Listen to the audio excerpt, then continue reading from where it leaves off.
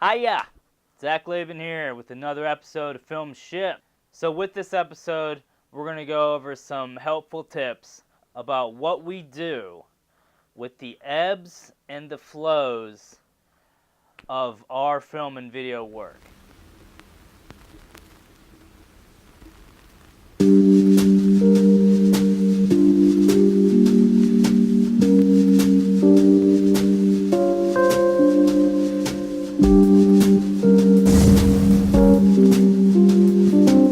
With this episode, I would like to take a step back, maybe even pause, and think. Really think about what we do with the ebbs and the flows of our film and video work. There are ups and there are downs in the film and video world. Busy seasons, slow seasons, fat years, skinny years. If you're anything like me, when the slow season hits, it is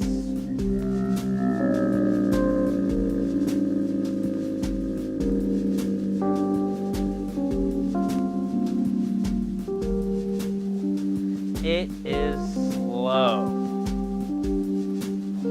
I'm talking a snail's pace, not even a snail's pace. We're looking at 1,000,000 miles an hour or bam, dead in the water. When the busy season hits, we all know what that's like. It's hopping, it's 1,000,000 miles an hour, it's busy. And we all know that, unfortunately, in that time, everything else in our lives kind of takes a back seat.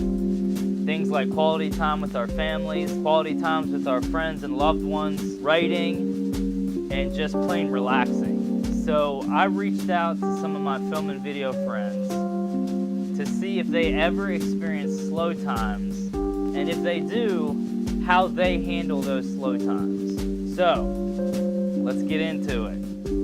Some people teach film and video classes or workshops part-time.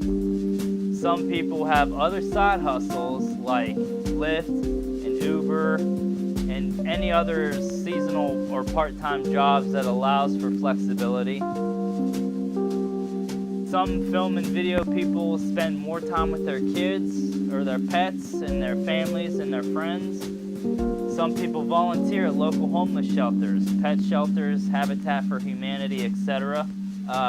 Some people get caught up on home repairs and home maintenance. Some people play video games. Some paint. And some play sports like disc golf to fill in the gaps of the slow season.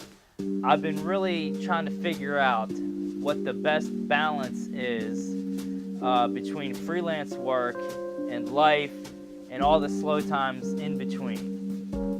It's very, very tricky, and it's really just on a case-by-case basis, and what works for him doesn't work for her necessarily, and what works for me might not necessarily work for you. It's a trial and error sort of thing. But I've found what works for me is to keep the creative juices going, no matter what, at all costs. Do shows like this, little YouTube videos that nobody watches. Do some painting, do some short film work, do some volunteer work on film students' project, edit together some demo reels.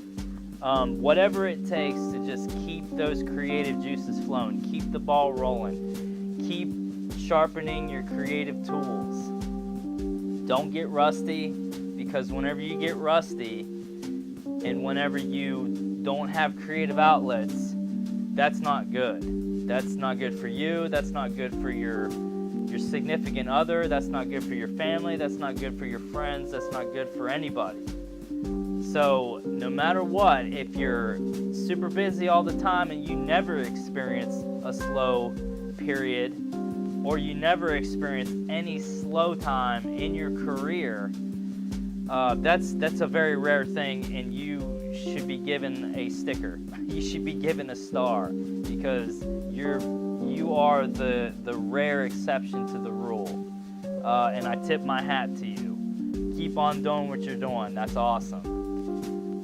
But like I said, for the most part, each of us experience a slow time at some point or another.